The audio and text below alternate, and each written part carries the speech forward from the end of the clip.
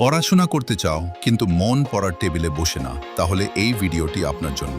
যদি লক্ষ্য পূরণের জন্য এই ভিডিওটি দেখো, তাহলে তুমি অনেক এগিয়ে গিয়েছো। পৃথিবীতে অনেক মানুষ আছে যাদের কোনো লক্ষ্য নেই, তাদের কোনো স্বপ্ন নেই, কোনো চাওয়া নেই।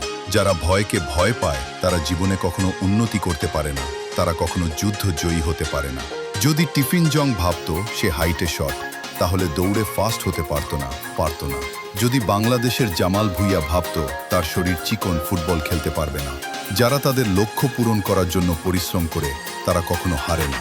যারা ভয়কে ভয় পায় তারা কখনো লক্ষ্য স্থির রাখতে পারে না।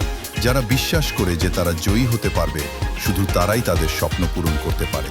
সেভাবে তুমি শুধু সাধারণ চিন্তা ভাবনা করলে, সাধারণ কাজ করলে, সেই সময়টাই হবে তোমার জন্য আফসোসের। ভবিষ্যৎ হবে অন্ধকার।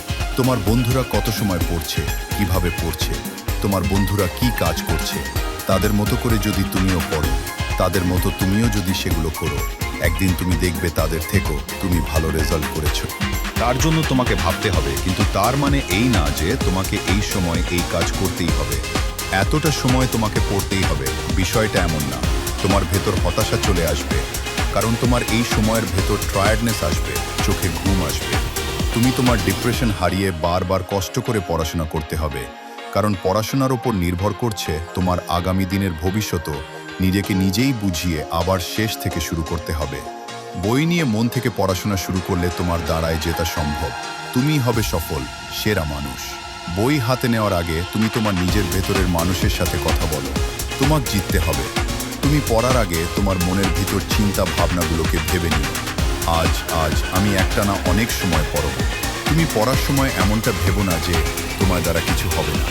তুমি অ্যাভারেজ স্টুডেন্ট, শুধু পাস করতে চাও, কোনো রকম সার্টিফিকেট চাও, না, এমন ভেব না।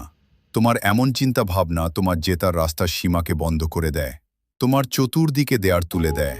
তোমার ভিতর একটা শক্তি আছে, সে শক্তিকে তালা দিয়ে দেয়।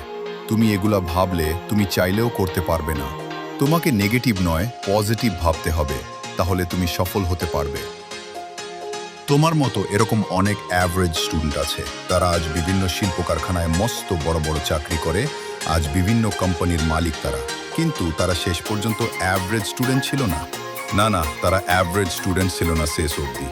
একদিন ঠিক এই গল্পের মতো তারা সিদ্ধান্ত নিয়েছিল তারা আর অ্যাভারেজ স্টুডেন্ট থাকবে না।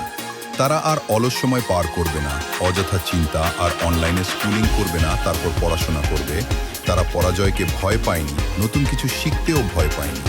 মানুষের জয়কে দেখো, মানুষের জিতাকে দেখো। তোমার ভেতরেও আশা জেগে যাবে। তুমি আশা রাখো, তুমি পারবে। আজ তোমার যেটা খুবই গুরুত্বপূর্ণ, তোমার লক্ষ্য ঠিক রাখা।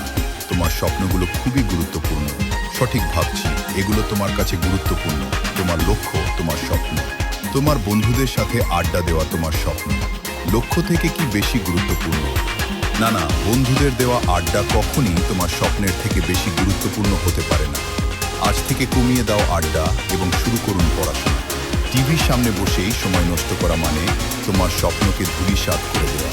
তোমাকে এক্সামের আগে সিলেবাস শেষ করতে হবে, পরীক্ষার পড়াশোনা ক্লিয়ার করতে হবে, সবশেষে ভালো একটা চাকরি পেতে হবে।